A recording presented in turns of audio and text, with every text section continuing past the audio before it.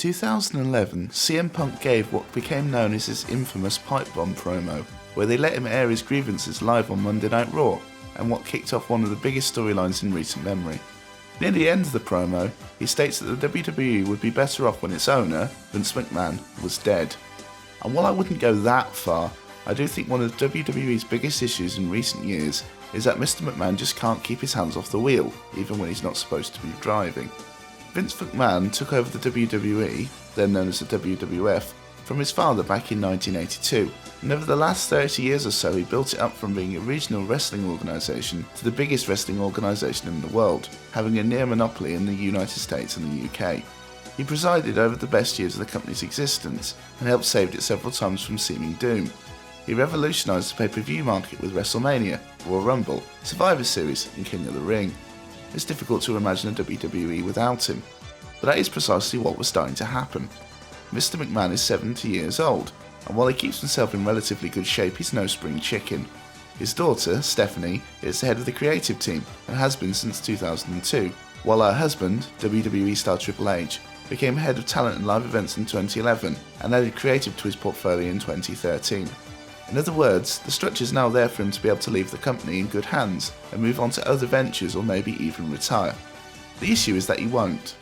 While his daughter and son-in-law are in charge of creative, he has the power of veto and he uses it indiscriminately.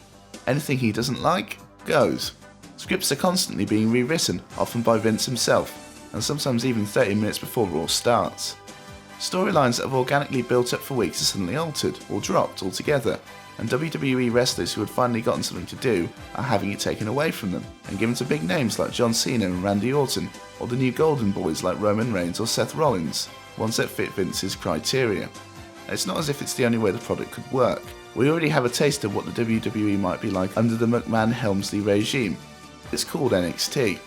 Triple H has general control over the rookie show, and Vince McMahon generally keeps a hands-off approach.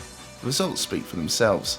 Fans love it, critics love it, and it's a big reason why people sign up for the WWE network, since you can't watch it on any of the live television channels. The fact that the storylines are less laboured, everyone gets some spotlight time, and the female wrestlers actually get the respect they deserve can't be a coincidence.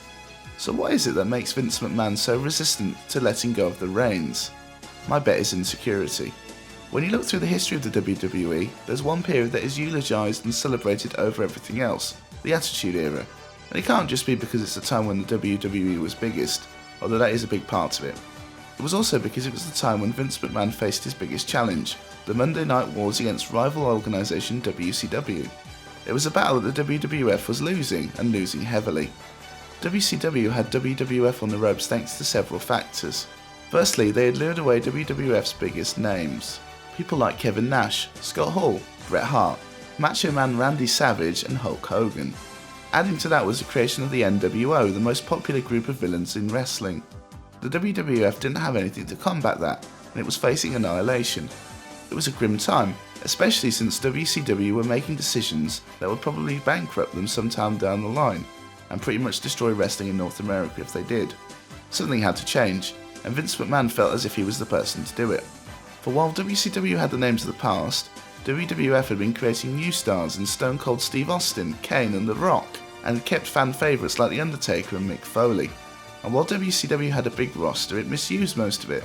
The WWF, on the other hand, valued its mid-card, giving spotlights to people like Val Venis and The Godfather, and tag teams like the APA and Edge and Christian.